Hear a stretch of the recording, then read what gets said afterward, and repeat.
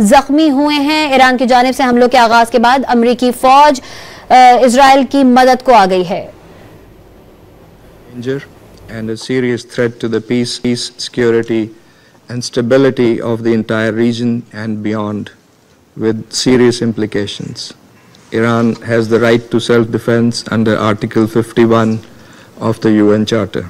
Madam President, these attacks follow a dangerous pattern of Israeli irresponsible conduct marked by ongoing military operations in Gaza and repeated cross-border strikes in Syria, Lebanon and Yemen, demonstrating a consistent and deliberate disregard for international norms.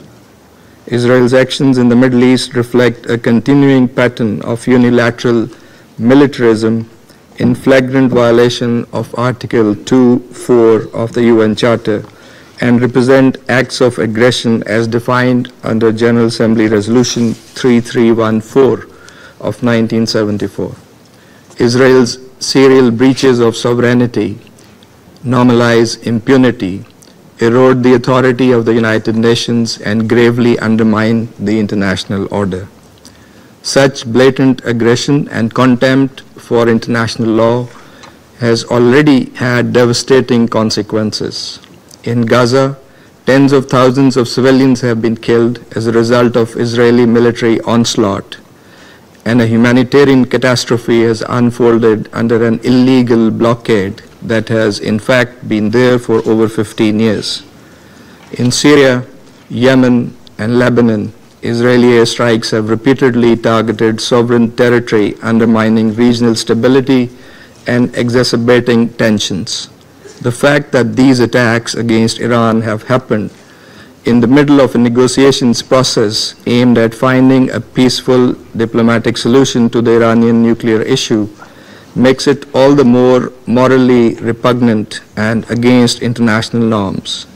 These actions risk eroding the trust and sanctity of the negotiations process, so crucial for the peaceful settlement of these issues.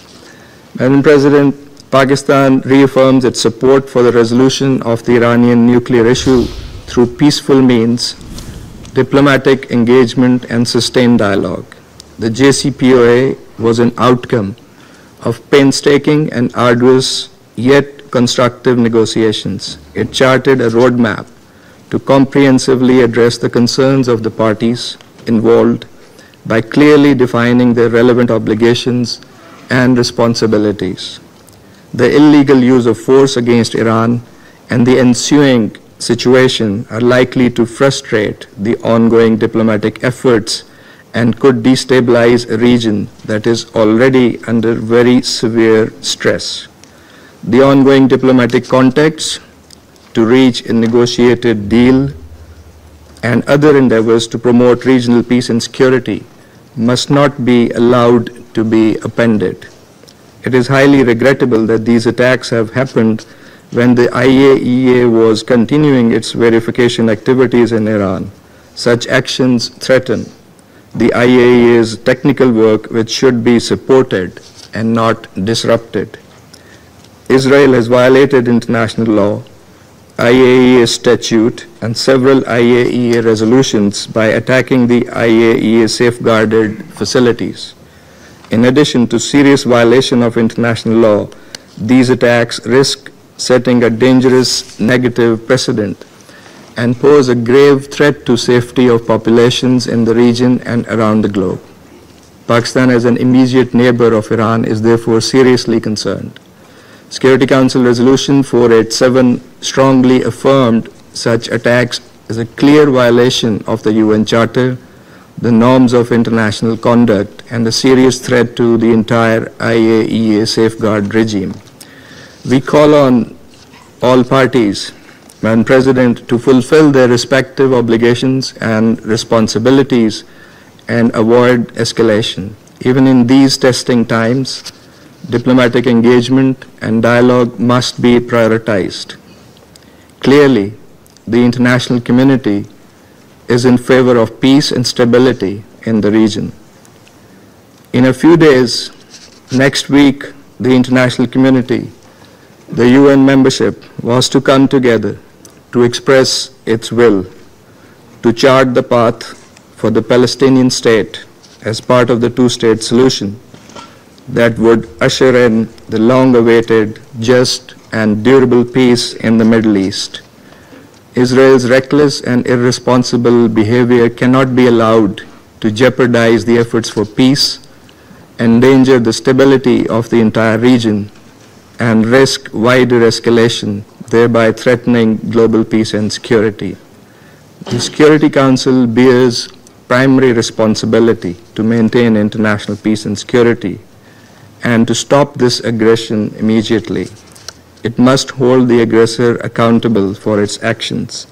This council must deny Israel the free hand and the impunity with which it continues to operate in defiance of international law and international opinion. It is also our collective responsibility to reject any notions by anyone, anywhere, that seek to distort, misuse, and abuse the right of self-defense in violation of international law and the UN Charter. Finally, this Council must collectively muster the courage to take positions and adopt decisions that are in full conformity with the Charter of the United Nations. In accordance with its responsibility, the Council should encourage, support, and prioritize dialogue and diplomacy to advance peaceful resolution of conflicts. That is the only viable path forward, as many around the table have also echoed in their comments. I thank you, Madam President. I thank the representative of Pakistan for his statement and I now give the floor to the representative. अक़वाम मुत्तहिदा में पाकिस्तान के मुस्तकिल मंदूब इस वक्त खिताब कर रहे थे। उनकी जानिब से कहा गया कि इसराइल आलमी कवानीन की खिलाफ वर्जी कर रहा है। ईरान के पास UN चार्टर के मुताबिक हक़ दिफा मौजूद है। इसराइल मुसलसल जारी हद कर रहा है। ईरानी एटमी मुआहदे का पुरअमन हल निकाला जाना चाहिए। आपको बताएं कि पाकिस्तानी मंदूब की जानिब से वाज़ेह तौर पर कहा गया है कि इसराइल की जानिब से जो दुनिया भर में जारी हद की जा रही है वो आलमी अमन के लिए संगीन खतरा है। इससे अमन तबाह हो जाएगा और खित्ते को भी शदीद खतरात लाहक होंगे। इसराइल आलमी कवानीन की मुसलसल खिलाफ वर्जी कर रहा है। ईरान के पास UN चार्टर के मुताबिक हक़ दिफा मौजूद है। इसराइल मुसलसल जारी हद कर रहा है। ईरानी एटमी मामले का पुरअमन हल निकाला जाना चाहिए। उन्होंने वाज़ेह तौर पर कहा कि आलमी ताकतें दोनों ममालिक के से जो है वो तहम्मुल का मुजाहरा करने की अपील करें। इसराइल आलमी कवानीन की मुसलसल खिलाफ वर्जी कर रहा है। ईरान के पास UN चार्टर के मुताबिक हक़ दिफा मौजूद है। आपको बताएं कि ईरान ने इसराइल के खिलाफ